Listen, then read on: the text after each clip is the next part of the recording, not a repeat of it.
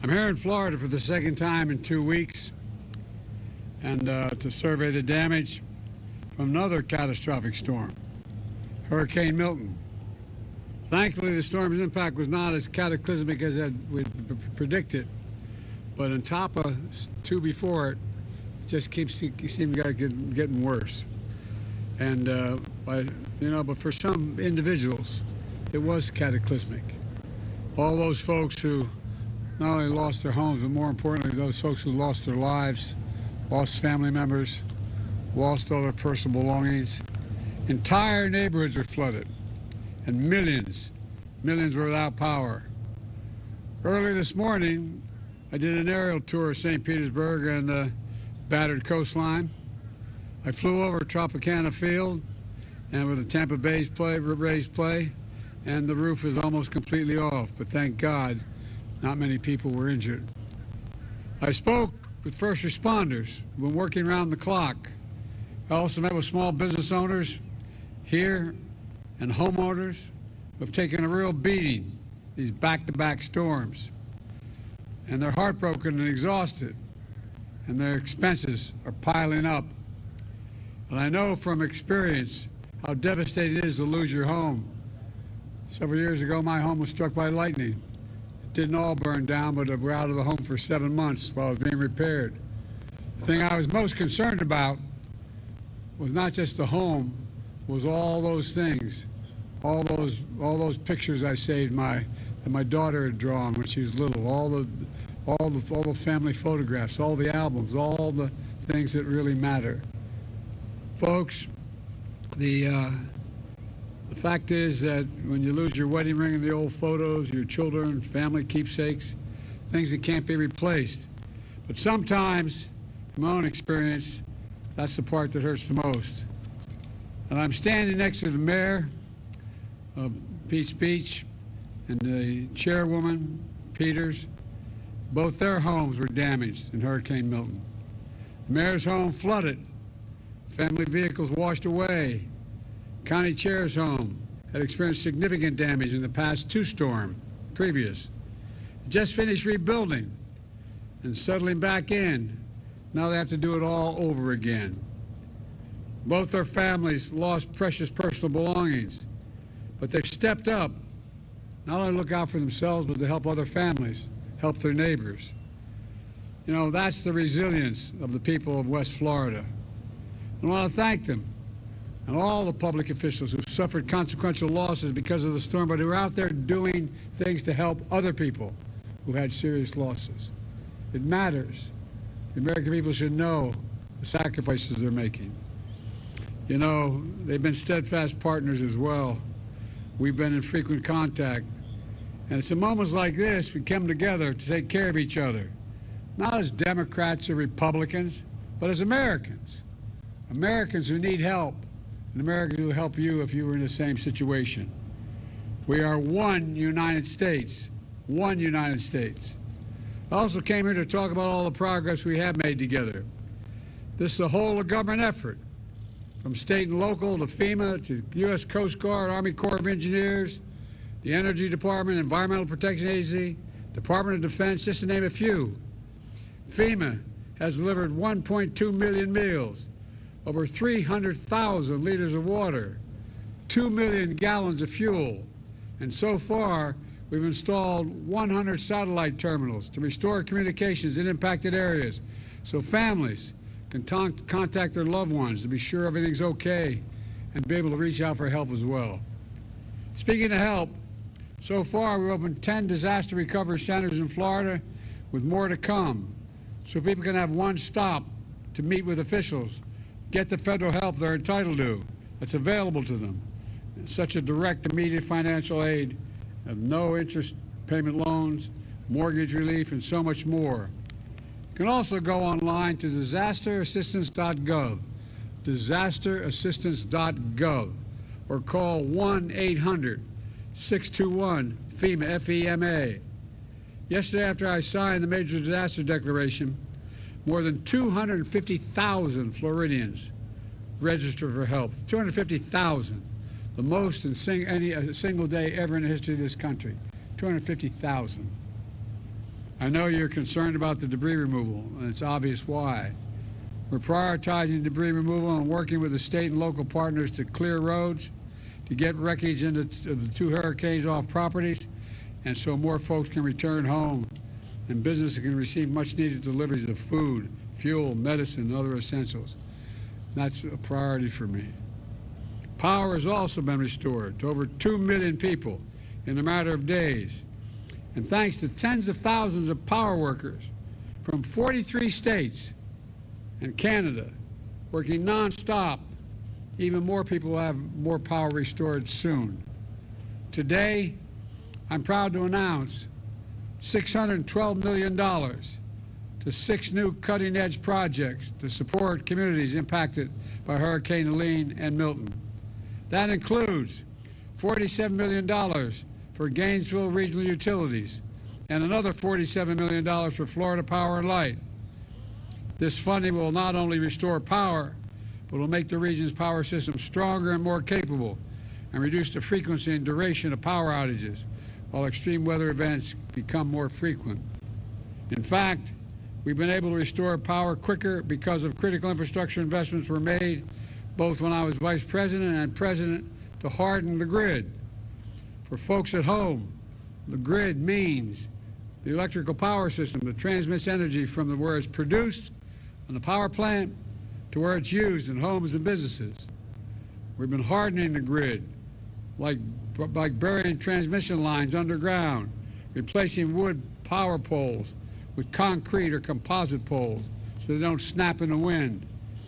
Energy Secretary Granholm is here with me today and leading this effort, and she'll tell you more about it and other cutting-edge technologies in the grid in a moment. Let me close with this. I'm here to personally say thank you to the brave first responders, and I don't want to underestimate that. Brave first responders, men and women in uniform, utility workers. Look at the number that showed up from around the country, from Canada, California, Nebraska, all over the country to come here to help. Men and women in uniform, as I said, healthcare personnel, neighbors helping neighbors, and so many more people. This is all a team effort, folks. We made a big difference, and it's saved lives. But there's much more to do, and we're going to do everything we can to get power back in your homes, not only helping you recover, but to help you build back stronger. God bless you all. May God protect our first responders, protect our troops. Now I'm going to turn this over to Secretary Granholm. Madam Secretary? Yes, thank you, Mr. President. Thank you, Mr. President. I would like to echo the President's thanks to all the first responders and to the utility crews from across the continent who have been stepping forward to help in our time of need here and in the other affected states. DOE, the Department of Energy, continues to work with the utility sector to make sure you have what you need. I'm pleased to say that about 75% of the power has been restored across Florida, and most believing that by the end of Tuesday, the vast majority will be online. The unprecedented intensity of the damage and the disruptions overwhelmingly underscore the actions that the Biden-Harris administration really has taken to harden the grid against extreme weather. These include the new investments that the President just announced for the Southeast. When we took office, we knew the grids across the country had been suffering from decades of underinvestment. There was a dire need for repairs and upgrades and expansions. So the Biden-Harris team secured unprecedented funding in the bipartisan infrastructure law to begin modernizing these systems. Before the President's announcement today, since the passage of that bipartisan infrastructure law, the Department of Energy, anyway, has allocated roughly $680 million to grid resilience projects just in the states that have been affected by Hurricanes Milton and Helene. That amount roughly doubles when you include matching investments from states and utilities. And several of these projects are already underway. For example, undergrounding the power lines, super important, raising substations in the face of flooding, installing technology on the grid that can identify blackouts before they happen and can shorten them when they do happen. Technology that increases transmission capacity so that power can move where and when it's needed most. These are all the upgrades that will be funding. So the announcement of the additional $612 million that the president made today will mean that we will have seen $2.5 billion worth of investment in these regions, in these states, to make the grid more resilient. A combined investment from the Department of Energy, states, and private utilities. And these partnerships are critical to making these projects successful and to bringing resilience to families and businesses across the Southeast. These investments obviously are not going to prevent the next storm, but they certainly will make sure that in the coming years we can respond and recover from these storms more quickly. So to the people of Florida, as the president has said, we will be here for you as long as it takes. So thank you. And with that, I'd like to bring up St. Pete Mayor Petrilla. Thank you, Madam Secretary.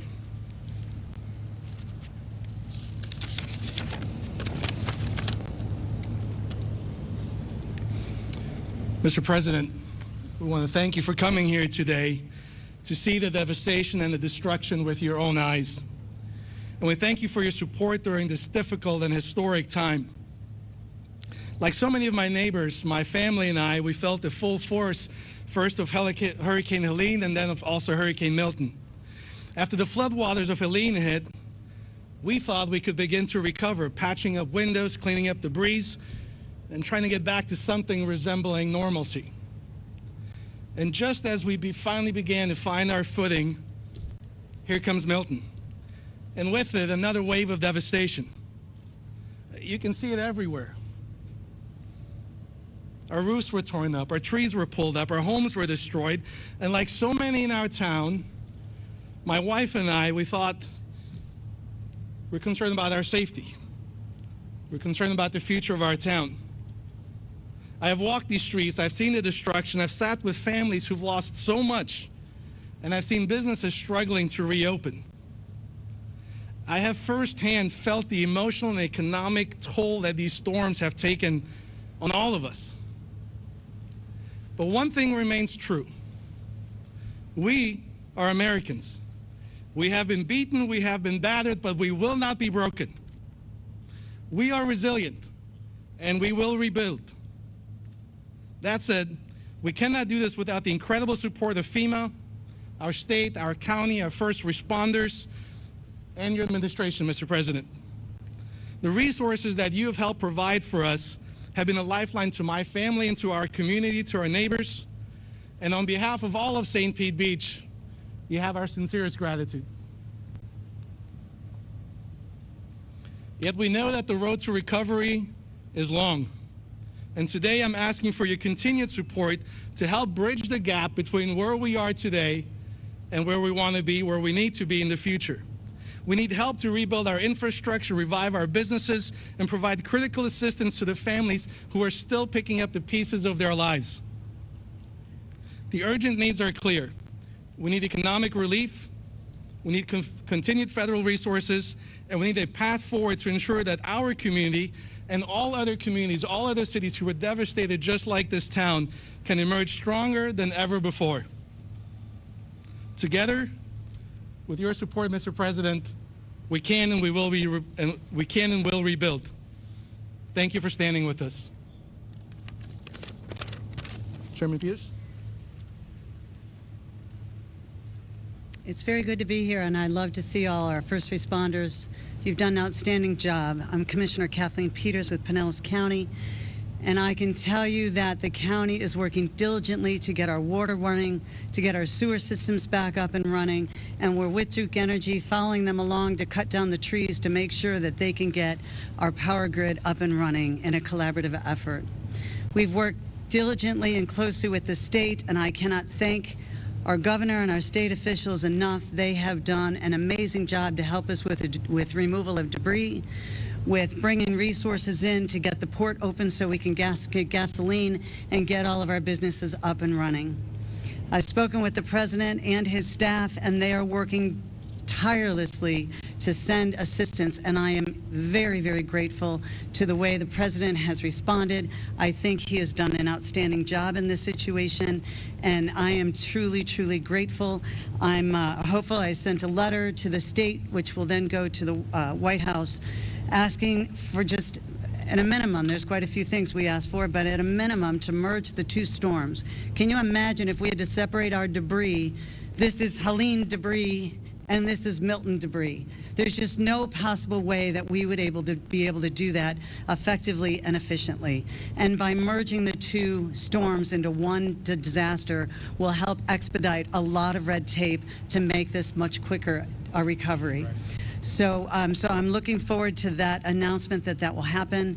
The ones I want to thank the most are my neighbors, my first responders. Neighbors have been helping neighbors. As the President mentioned, I too had 4 feet of water in my home, and I lost all my personal things and my clothes and my memories. But what has been outstanding is every neighbor helping other neighbors. The kindness that has poured into this community has been amazing and overwhelming.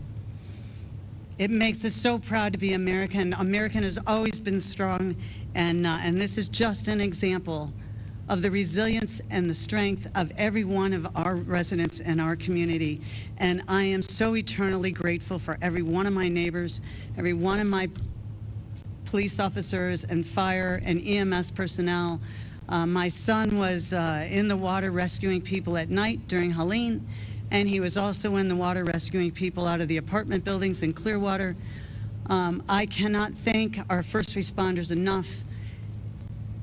This is a storm we'll never forget, but it's what's going to make us so much stronger and better. So thank you all for coming. Thank you, all of you that have been working with me to meet with the President and to make our community safe again. Thank you so much. And thank you, Mr. President. Thank you so much. Thank you. You're wonderful. Without a no. Thank you for coming. Thank you. Okay, somebody has my purse. All right, right this way, sir. Who has their purse? We'll find it, sir. We'll find it. Oh, wait, that's a national emergency. Well, I know I'm going into the cars.